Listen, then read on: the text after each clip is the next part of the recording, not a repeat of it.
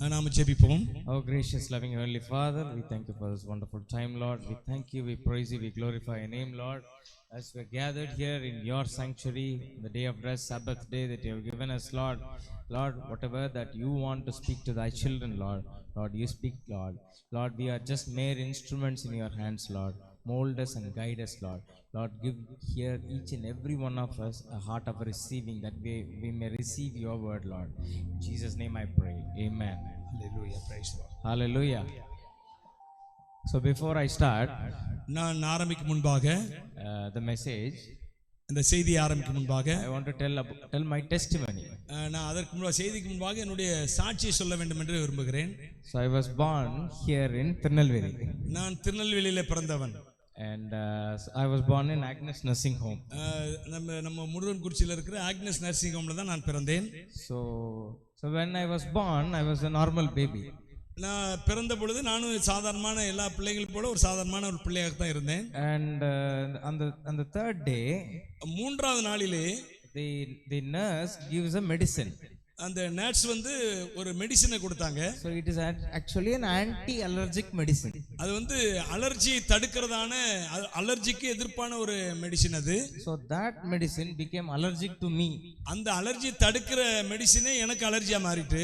And it became poison and slowly I went into coma. அது எனக்கு விஷமாய் மாறி நான் கோமா ஸ்டேஜுக்கு போயிட்டேன். My body turned into blue. என்னுடைய உடம்பு வந்து ப்ளூ கலர்ல மாறி விட்டது. And every organ except the heart started to die. என்னுடைய எல்லா உறுப்புகளும், இருதயத்தை தவிர எல்லா உறுப்புகளும் சாவு நிலைமைக்கு போக ஆரம்பித்து விட்டது. So I was put into ventilator. நான் வென்டிலேட்டர்ல வைக்கப்பட்டேன். So 4 days old baby. நான் 4 ஆன குழந்தை, 4 நாட்களே ஆன குழந்தை நான் அப்பொழுது. So I am the first grandson in both my father's side and mother's side. நான் தான் என்னுடைய தகப்பனார் வீட்டிலே குடும்பத்திலேயும் சரி, என்னுடைய தாய் குடும்பத்திலேயும் சரி, நான் தான் முதல் பிள்ளை, முதல் பேரன். So everyone were so happy, but suddenly this thing happened. எல்லாருமே நான் பேர பிள்ளையா பிறந்தபடினால ரெண்டு குடும்பமும் ரொம்ப சந்தோஷமா இருந்தாங்க. ஆனா திடீர்னு இப்படி ஒரு காரியம் எனக்கு நேரிட்டு விட்டது. And both my father's family and mother's family, they were from strong CSI background. என்னுடைய தகப்பனார் குடும்பமும் சரி, என்னுடைய தாயின் குடும்பமும் சரி, ரெண்டு பேருமே CSI பேக்ரவுண்ட்ல இருந்து வந்தவங்க. And so they were all very much worried and shattered. அவர்கள் எல்லாரும் ரொம்ப கவலைப்பட்டாங்க, ரொம்ப வருத்தத்துக்குள்ள போயிட்டாங்க. And many people, they came and prayed and went, but nothing happened. நிறைய ஆட்கள் வந்தாங்க, ஜெபிச்சாங்க, ஆனா பெருசா ஒண்ணும் எதுவும் நடக்கல. So but God wanted to do a great thing there. அந்த இடத்துல, அந்த நேரத்துல கர்த்தர் பெரிய காரியங்கள் எனக்கு செய்ய வேண்டும் என்று சொல்லி அவர் சித்தம் கொண்டிருந்தார். So what happened? என்ன நடந்தது? The doctors came and they checked. அநேக டாக்டர்கள் வந்தாங்க, வந்து என்னை செக் பண்ணாங்க. So what they told my father that we will do final check by 8 o'clock in the night. 8 மணிக்கு, இரவு 8 மணிக்கு அவங்க வந்து செக் பண்ணிட்டு என்னுடைய தகப்பனாரத்துல என்ன சொன்னாங்கன்னா, so no they said that they will come by 8 o'clock in the night. 8 மணிக்கு வரேன், 8 மணிக்கு வரேன்னு சொல்லி இருக்காங்க. டாக்டர் சொல்லி இருக்காங்க 8 மணிக்கு வரேன்னு சொல்லி இருக்காங்க. What actually they were telling that this boy will die very soon. இந்த பையன் சீக்கிரமா செத்து போயிடுவான் அப்படின்னு சொல்லி இருக்காங்க. If they take the ventilator, the boy will die. எப்போ அந்த வென்டிலேட்டர், அந்த செயற்கை சுவாசத்தை எடுக்கிறோமோ இந்த பையன் உடனே செத்து போயிடுவான் அப்படின்னு சொல்லி or if he is alive, he will be mentally retarded. இல்ல ஒருவேளை அவன் தப்பி பொழைச்சிட்டான் அப்படின்னா அவன் வந்து மென்டலி ரிட்டார்ட், மனநலம் பாதிக்கப்பட்ட ஒரு குழந்தையா தான் இருப்பான் அப்படின்னு சொல்லிட்டாங்க. So the doctors were telling, no, you are a young man, you can get many children, to my father.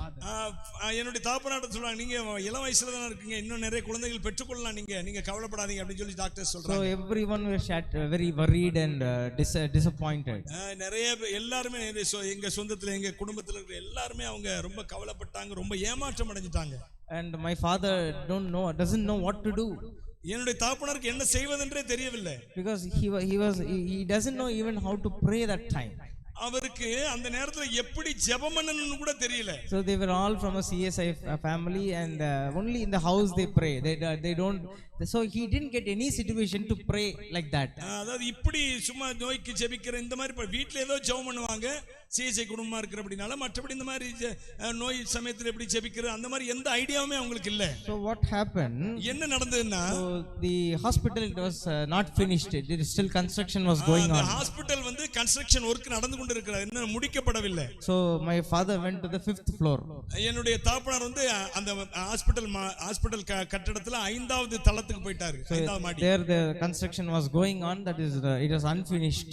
அங்கேயுமே அந்த கட்டட வேலை நடந்து கொண்டிருக்கிறது, அது இன்னும் முடிக்கப்படவில்லை. So he went to one corner. அவர் ஒரு மூலைக்கு போனாரு. 5வது தளத்துல 5வது மாடியில ஒரு மூலையில போய் and he knelt down. அவரு முழங்கால் படியிட்டு and he just told the Lord, where are you? ஆண்டவரிடத்துல கேட்கிறாரு, ஆண்டவர் கடவுளே கர்த்தாவே நீங்க எங்க இருக்கிறீங்க அப்படின்னு கேட்கிறாரு. So immediately, so God had a great plan. கர்த்தர் ஒரு மிகப்பெரிய திட்டத்தை வைத்திருந்தார். So the Lord wanted to anoint my father at that moment.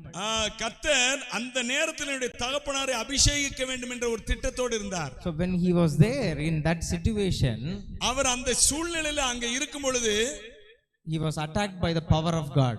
அவர் கர்த்தருடைய பெரிதான வல்லமையினால் தாக்கப்பட்டார். And he started shouting, this is power of God, this is power of God. அவர் உடனே சத்தமிட ஆரம்பித்தார். ஓ இது கர்த்தருடைய வல்லமை, கர்த்தருடைய வல்லமைன்னு சத்தம் போட ஆரம்பித்தார். Until that time my father speaks very low, his voice is so soft. அதுவரை yes, அதுவரை என்னுடைய தகப்பனார் ரொம்ப அதிர்ந்து பேசவே மாட்டார், ரொம்ப ஸ்லோவா பேசுவார், ரொம்ப கம்மியா பேசுவார். After that his throat opened. அந்த நேரத்திலிருந்து அவருடைய தொண்டை திறக்கப்பட்டது. And he started shouting and people came down from the hospital to see what is happening. அவர் உடனே சத்தமிட ஆரம்பித்த உடனே பலத்த சத்தமிடுகிறார். சத்தமிட்ட உடனே கீழே இருக்கிற ஜனங்கள்லாம் வந்துட்டாங்க. And then my mom's brothers, Pastor Chella Kumar and his brother Sushil Kumar, they were told, okay, he is getting anointed, you can go down. They were sending them everybody down. என்னுடைய தாயினுடைய சகோதரர்கள் நம்ம pastor Chellakumar நம்ம சர்ச்சுக்குலாம் வந்திருக்காங்க, dedication அதுக்கெல்லாம் வந்திருக்காங்க. Rachel கல்யாணத்தை நடத்துறவங்க pastor செல்லக், அவங்க இவங்களுக்கு தாய் மாமா. அவர் என்னுடைய தாய் மாமா. இன்னொரு மாமா சுஷில் என்று சொல்லி இருக்கிறாரு. எல்லாருமே வந்து பார்த்துட்டு சரி கர்த்தர் இவரை அபிஷேகித்திருக்கிறார் என்று சொல்லி அவர்கள் சரி வேற ஒன்றும் இல்லை, கர்த்தருடைய அபிஷேகம் அவர் மேல வந்துட்டுன்னு சொல்லி சொன்னாங்க. So they left, they asked everyone to go down. எல்லாருமே நீங்க போங்க, கீழே போங்கன்னு சொல்லிட்டு அனுப்பிச்சிட்டாங்க எல்லாரையும். So my father was in with the Lord. கர்த்தருக்குள்ளாக என்னுடைய தகப்பனார் வந்து விட்டார். He was surrounded by a fire. அவர் ஒரு அக்கினினால அவர் தன்னை சூழ இருக்கிறதை அவர் காண்கிறார். It is like a spirit, it is a spiritual fire. I mean he is able to feel the heat. அவரால ஒரு அக்கினியை உணர முடிஞ்சது. அது வந்து ஆவிக்குரிய ஒரு அக்கினி, அதை அவரால உணர முடிந்தது. Because my father used to tell when I was born, because my father is a mechanical engineer. என்னுடைய தகப்பனார் அப்பொழுது ஒரு மெக்கானிக்கல் இன்ஜினியராக இருக்கிறார். So he worked in all this heat environment. So he told, அவர் ஏற்கனவே அவர் வேலை பார்க்கிற இடமே அது வந்து ஒரு சூடா இருக்கிற இடத்துல தான் அவர் வேலை பார்த்து கொண்டிருக்கிறார். So he knows what is the furnace. அவருக்கு தெரியும் அந்த அனல் என்றால் என்ன என்பது தெரியும். So he is able to feel the same heat.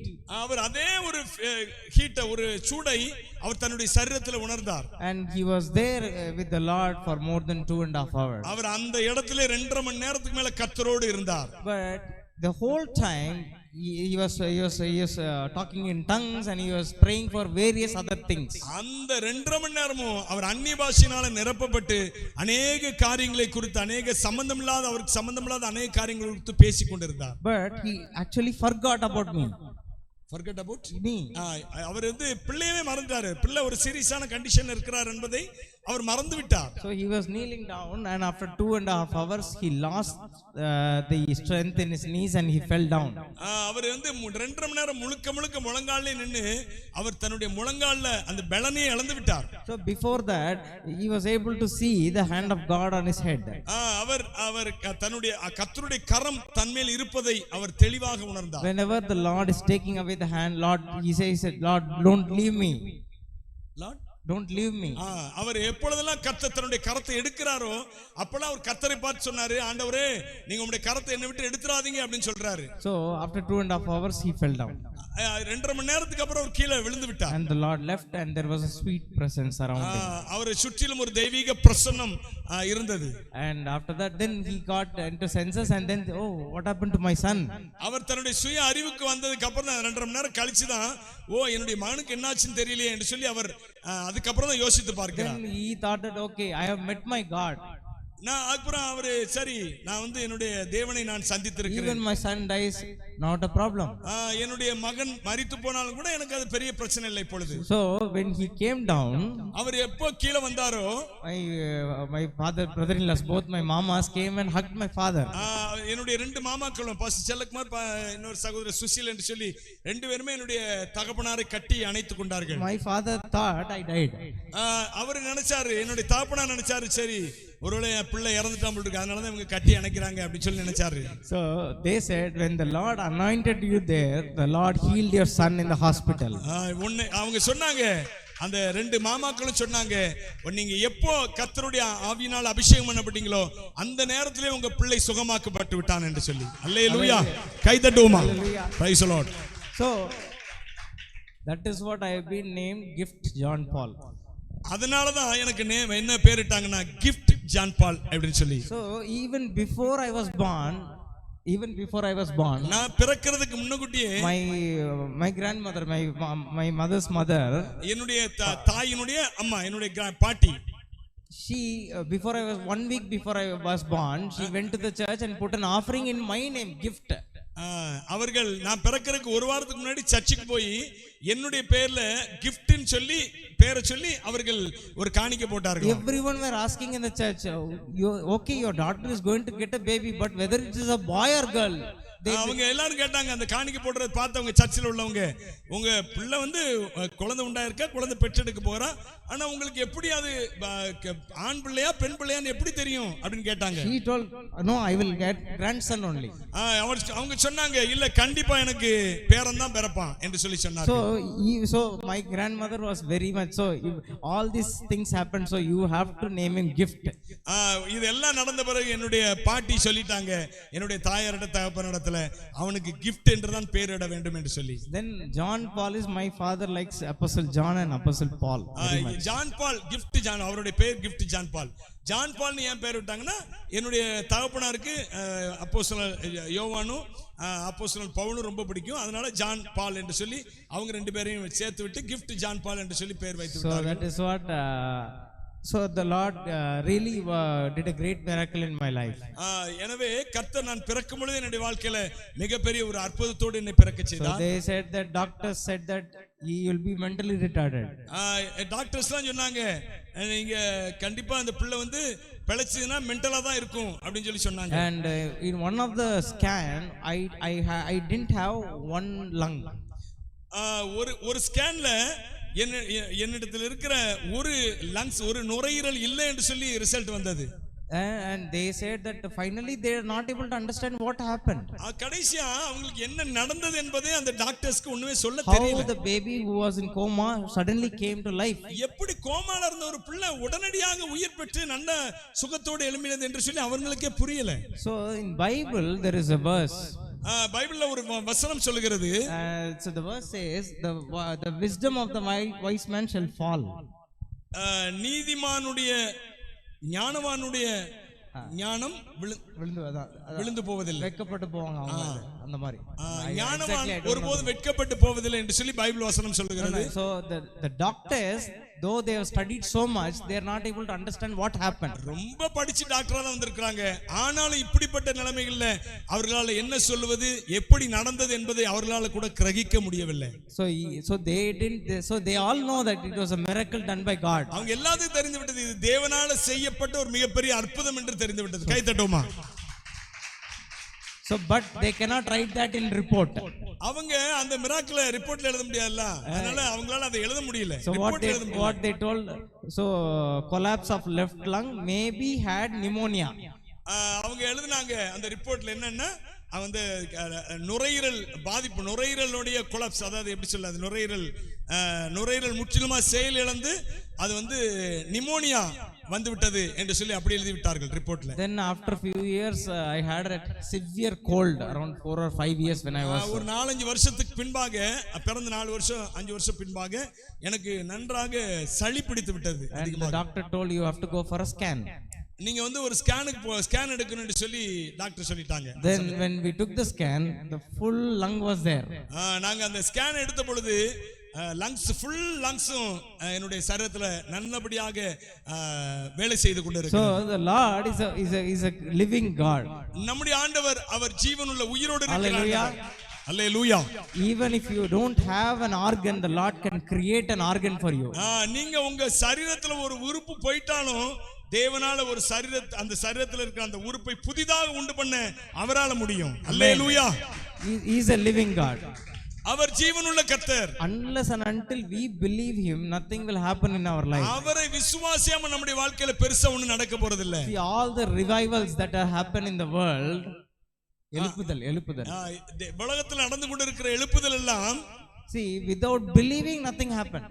அது நம்பாம, கர்த்தரை நம்பாம அந்த எழுப்புதெல்லாம் நடக்க வாய்ப்பே கிடையாது. How the missionaries when they came to India or in the other parts of the world, how they did the miracles, when they believed. மிஷனரிகள்லாம் வந்தாங்க, இந்தியாவுக்கு வந்திருக்கிறாங்க, இன்னும் உலகத்தில் உள்ள அநேக பகுதிகள் போயிருக்கிறாங்க. அவங்க எப்படி ஊழியம் செய்தாங்க, எப்படி அற்புதங்கள் செய்தாங்கன்னா கர்த்தரை முழுவதுமாய் நம்பினார்கள். Because they put all their trust on the Lord. அவர்கள் தங்களுடைய முழு நம்பிக்கையும் கர்த்தர் மேல் வைத்தார்கள். Hallelujah. Hallelujah. So in the same way we need to believe God. நாம அதே மாதிரி நாமளும் தேவனை முழுவதுமாய் நம்பக்கூடிய ஒரு நிலைமையில நாம் இருக்க வேண்டும். The situation may not be right in our life. நம்முடைய சூழ்நிலைகள் ஒருவேளை சரியா இருக்கலாம் அல்லது தவறா இருக்கலாம். But God is there above everything.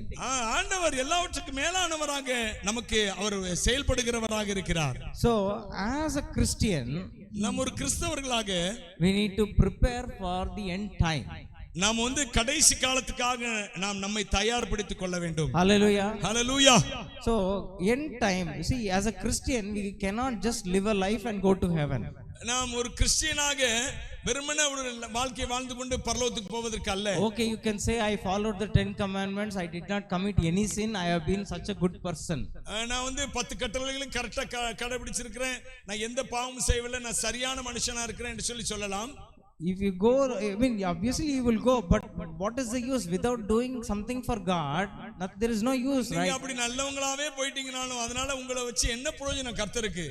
நீங்க நல்லவங்களாவே இருந்து பரலோகத்துக்கு போகலாம், ஆனால் அதனால கர்த்தருக்கு என்ன பிரயோஜனம்? ஒண்ணுமே செய்யாம நீங்க எப்படி போய் என்ன செய்ய போறீங்க? நீங்க every Christian who is born is a servant of God. பிறக்கிற ஒவ்வொரு கிறிஸ்தவனும் தேவனுக்கு ஊழியக்காரனாகத்தான் பிறக்கிறான். Hallelujah. Because your life should speak. உங்க வாழ்க்கை ஜனங்களோடு பேச வேண்டும். See how, if suppose let me take an example of myself. என்னையே நீங்க ஒரு உதாரணமா எடுத்துக்கொள்ளுங்க. So I was like that. The Lord healed me. என்னை கர்த்தர் சுகமாக்கி இருக்கிறார். And out of all these things we are serving the Lord. நாம எல்லாவற்றுக்கும் மத்தியிலையும் கர்த்தரை ஆராய்ந்து கொண்டிருக்கிறேன். People are observing our life. ஜனங்கள் நம்முடைய வாழ்க்கையை கவனித்துக் கொண்டிருக்கிறார்கள். They are thinking, oh, these people are going through a suffering. இந்த மக்கள் suffering குள்ள போறாங்க. அவங்க நிறைய பிரச்சனைகளுக்குள்ள போராட்டத்துக்குள்ள அவங்க போயிருக்கிறாங்க. People are observing. அவங்க நம்ம கவனித்துக் கொண்டிருக்கிறார்கள். So our life should speak. நம்முடைய வாழ்க்கை பேச வேண்டும். Even though we are in the valleys, even we are in the mountains, we should be with the Lord. நாம் ஒரு பள்ளத்தாக்குல கிடக்கலாம் அல்லது பெரிய மலையில உயரமான ஒரு இடத்துல இருக்கலாம், நம்முடைய வாழ்க்கை தேவனுக்கு உகந்ததா காணப்பட வேண்டும். Hallelujah. Hallelujah.